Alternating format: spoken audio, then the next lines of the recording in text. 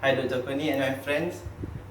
So today we are from group 2. We'll be doing our practical 2, which is introduction to gastrointestinal tract of animal.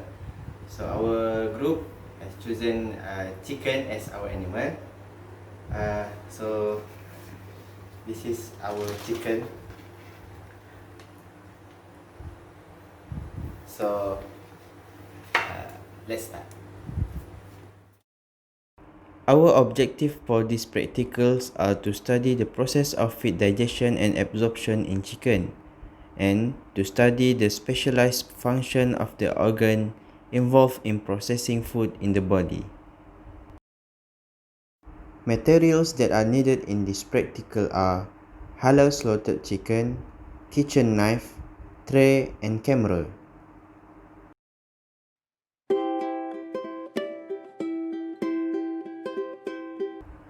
So I have already done taking out the organ from the chicken carcass.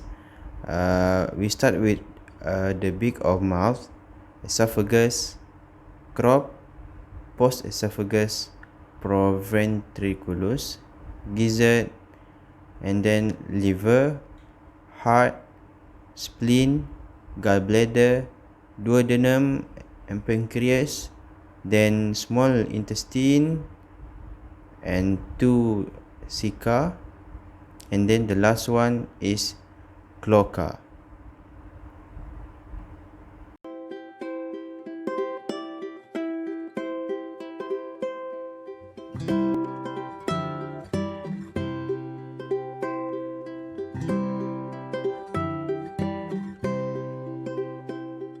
First one is the mouth. The mouth of chicken are made up of upper mandible and lower mandible, that's collectively known as beak. The opening of in the hard plate and absence of soft plate make it impossible for chicken to create vacuum to draw water and feed into the mouth. The chicken obtains feed by using its beak. Food picked up by the beak enters the mouth. Chicken do not have teeth, so they cannot chew their food. The base of mouth is made up of tongue. The tongue is used to help force the feed into the esophagus. In the mouth of chickens, there are saliva glands that produce saliva. It's helpful for lubrication of the feed. Saliva has an enzyme known as salivary amylase that is responsible for the breakdown of glycosidic linkage and splits carbohydrate molecule in feed. This enzyme acts on starch and converts into maltose. Saliva also protects the mucous membrane and keep it moist. Saliva also contains enzyme known as muramidase, which is bactericidal that produce local immunity. Let's continue with esophagus. From the mouth, food moves along the esophagus. The esophagus is a flexible tube that connects the mouth with the rest of the digestive tract. It is divided into two sections consisting of cervical, which is near the beak, and the thoracic, which is near the crop. It is lined with epithelium tissue which contains mucous glands, and food is moved through the excitement of myenteric plexus nerve rather than the muscles. Next is crop. The crop is an out pocket of the esophagus and is located just outside the body cavity in the neck region. Wall lining of crop made up of four layers, which is mucosal, submucosal, serosal, and muscle tunic. Swallowed feed and water are stored in the crop until they are released to the stomach. When the crop is empty or nearly empty, it sends hunger signals to the brain so that the chicken will eat more. No digestion will occur here because there's no digestive chemicals secreted.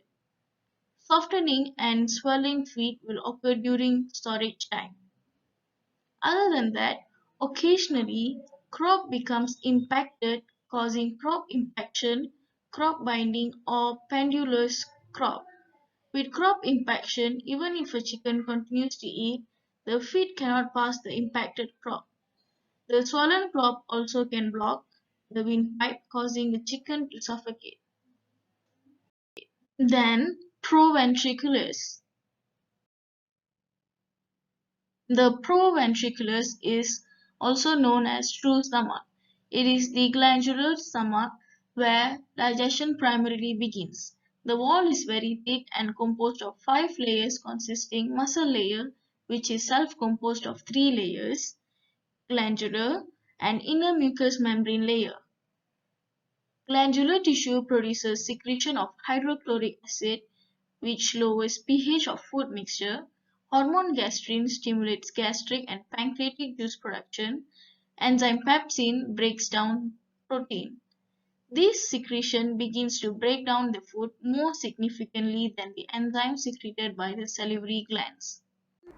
I will continue with gizzard, which is the organ after proventriculus.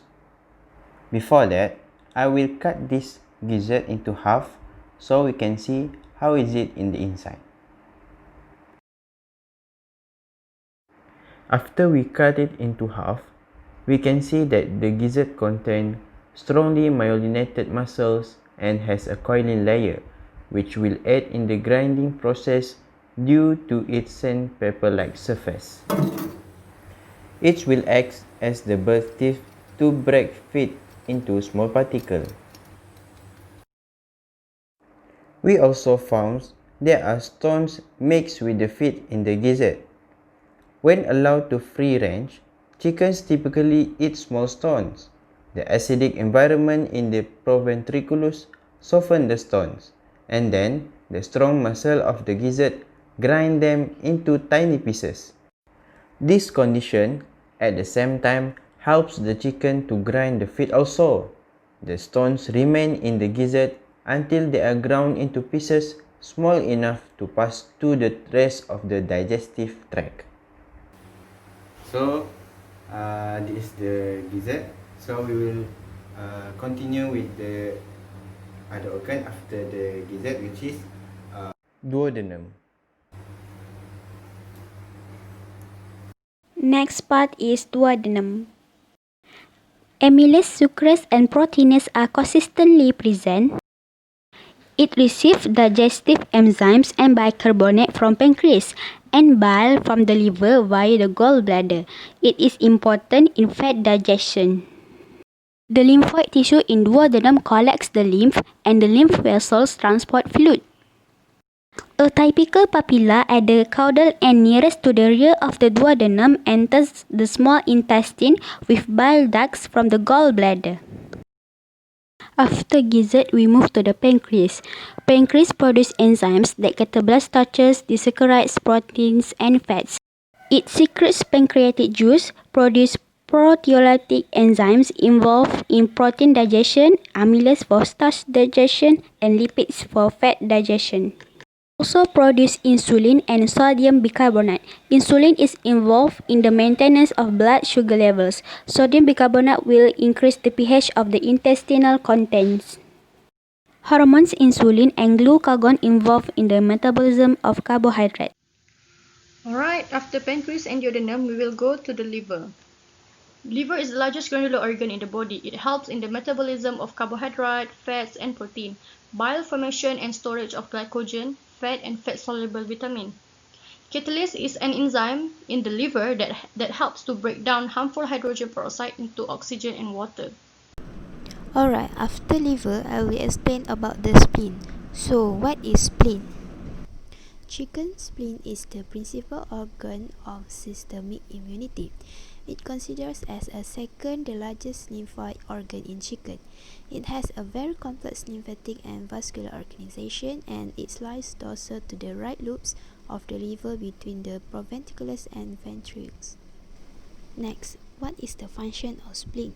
It as a disease resistant is accentuated by the scar site of chicken lymph nodes. It as a major blood filtering organ and is a major source of antibody production.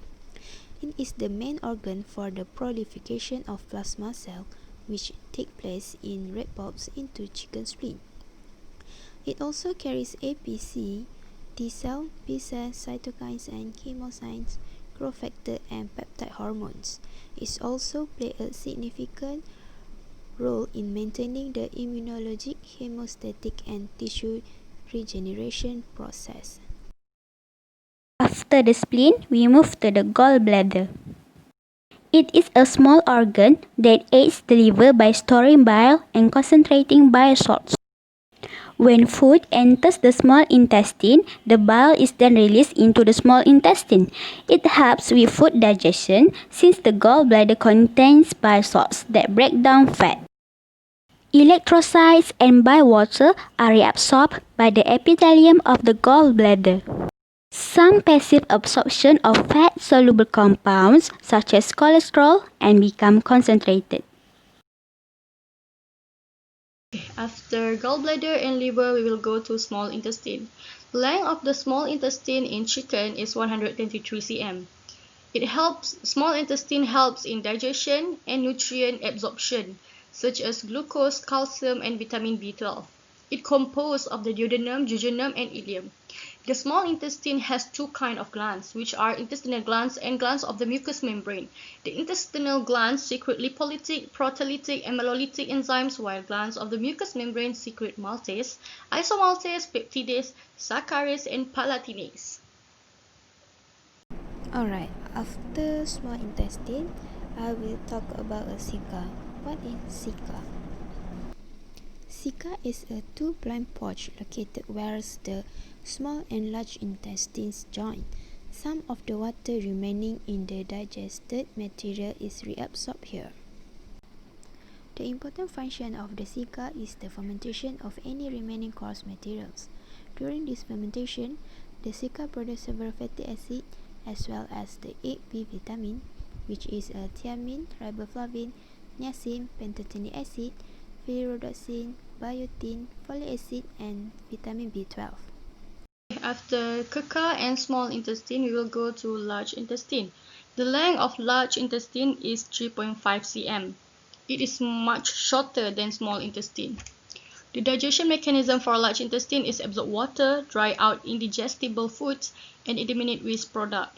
The large intestine connect to the cloaca, which is where the digestive, urinary, and reproductive system meet. Okay, lastly, after large intestine, I will talk about a cloaca. So, what is a cloaca? Cloaca is a common cavity at the end of the digestive tract for the release of both excretory and genital product. In the cloaca, the digestive waste mixes with waste from urinary system. This organ is a flexible cavity that represents the junction of digestive and urinary tract. Chicken usually void fecal material as digestive waste with uric acid crystal on the surface area. The reproductive tract also exits through this area. In conclusion, the nutrients from the diet is a main element in the normal functioning of a chicken. The avian digestive system is a simple system. Each organ in the chicken has its own function to keep the birds healthy and nutrients needed is obtained. Diet of the chicken must be good quality and consist of easily digested ingredients to make sure the birds perform well. Therefore, the study of digestive system and the process of digestion and metabolism is an important facet in the study of poultry husbandry.